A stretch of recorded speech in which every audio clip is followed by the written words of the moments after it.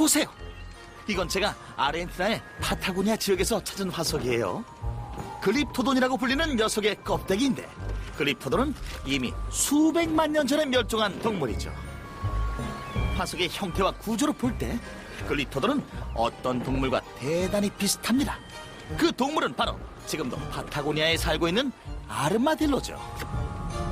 저는 이 두 동물이 비슷한 이유를 고민했고 이런 결론을 내리게 됐습니다. 기후와 지형은 시간의 흐름에 따라 서서히 변화를 합니다. 또한 생물들 역시 수백만 년에 걸쳐 자신이 사는 지역의 기후와 지질 조건에 적응하면서 변화를 하게 되겠죠. 기후와 먹이의 변화에 잘 적응한 종은 끝까지 살아남습니다. 반면 적응을 하지 못한 종은 죽게 되고 결국에는 완전히 멸종하게 되겠죠. 기후와 지형이 변해? 지구가 무슨 변덕쟁이 마술사라도 되나 보지? 숲이 갑자기 사막으로 변하고 바다가 육지로 변하고 그런다고? 그럼 여긴 도서관으로 변하려나? 그렇게 갑자기 변한다는 말이 아니라 수백만 년에 걸쳐 서서히 변한다는 거예요. 그래서 사람들은 잘 느낄 수가 없는 거고요. 예를 들어 다윈은 파타고니아의 사막 지역에서 커다란 포유류의 화석과 바다족의 화석이 같이 있는 것을 발굴한 적이 있죠. 어떻게 해서 육지에 사는 포유류의 화석과 최근에 멸종한 바다족의 화석이 함께 있었을까요? 전 그 지역이 지금은 사막이지만 과거 한때 초목지대였고 더 과거에는 바닷속이었을 거라고 생각했습니다. 그리고 이 발견을 통해 지구의 기후와 지형이 오랜 시간에 걸쳐 변화한다는 것을 확신했습니다. 그 변화에 따라 생명체들도 영향을 받고 변화를 하고요.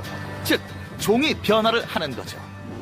약 46억 년 전 지구는 탄생한 지 얼마 안 되는 새로운 행성이었어요. 당시 지구의 모습은 지금과는 많이 달랐죠. 생명체가 존재하지 않았고 지형은 황량했으니까요. 그러다가 약 40억 년 전부터 생명체가 나타나기 시작했어요. 하지만 최초의 생명체들은 아주 작고 단순한 형태였습니다. 그 생명체들은 현미경을 통해서만 볼 수 있는 아주 작은 형태였는데 어느 순간부터 스스로를 복제하기 시작했죠. 단순한 형태의 생명체들은 서로 결합해서 복잡한 생명체가 되었습니다. 바로 이러한 과정을 통해 진화의 사슬이 이어져 내려오게 된 거예요.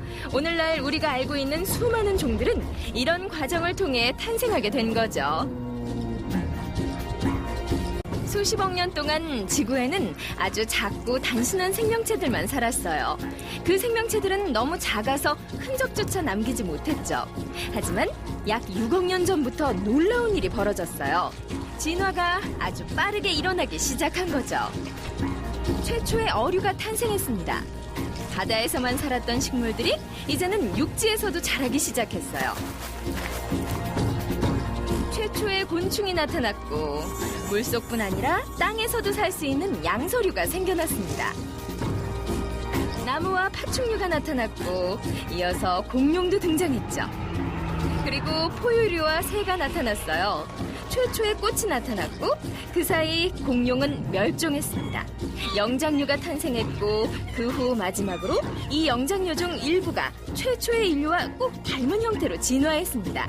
불과 지금으로부터 수백만 년 전의 일이죠.